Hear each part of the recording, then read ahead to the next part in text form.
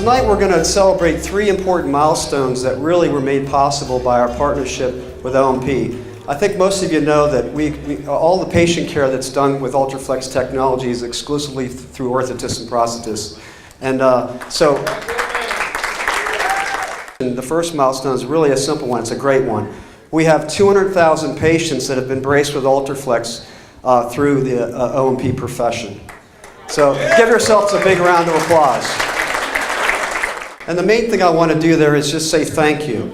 Our relationship with the OMP profession has been close for a long time. Ultraflex has had the privilege to really work with the great organizations of our profession. So whether it be education, qualification, advocacy, or research, we've had the opportunity to really try to support the profession in many ways. The second milestone I want to go over tonight is a really important one. In France, there's a great doctor. Her name is Dr. Isabelle Heyman. She runs a pediatric rehab center in Narcy, France. And she's done some breakthrough research where she's compared dynamic Ultraflex with conventional static bracing in the treatment of cerebral palsy. And her study is a landmark study, in my opinion. It's level 2 evidence. Level 2 evidence is really unheard of in our profession. What's important about this is that the study showed superiority of Ultraflex over static bracing, and in the reduction of knee contracture and ankle contracture and the reduction of spasticity.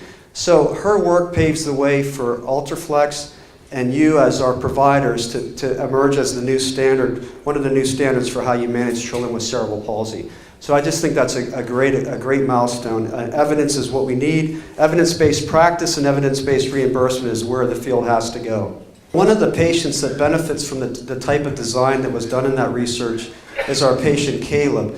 He uses Ultraflex at night as well as during the day, his ADR braces, and he's a great success story.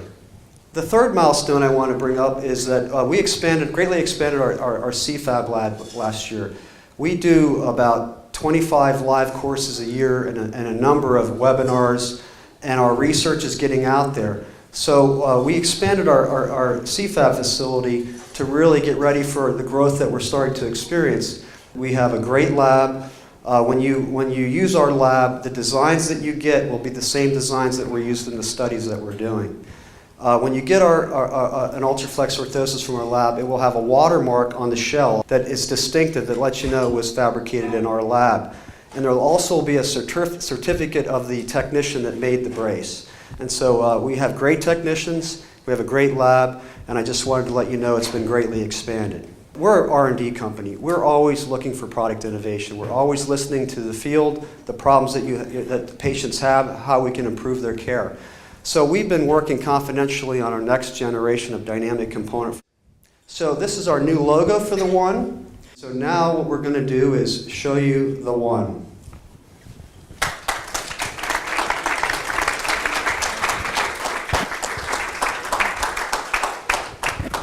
So basically the component is very simple. It has a locking feature like all of our Ultraflexes do.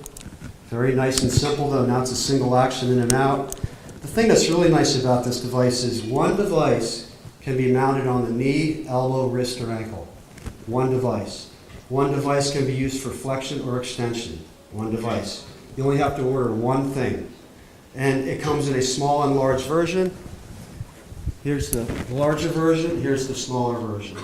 And they're very light. These are the lightest, lowest profile, most functional braces components we've ever made.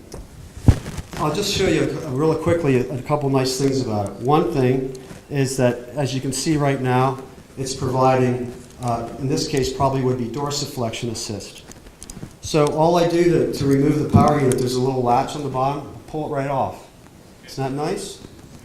If I want to provide, for example, maybe that was dorsiflexion or wrist extension or palmar flexion or plantar flexion, I put the device over to the plantar flexion limit.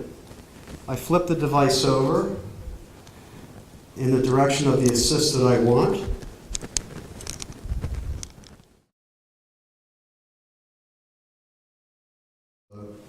And now I have wrist flexion or plantar flexion assist.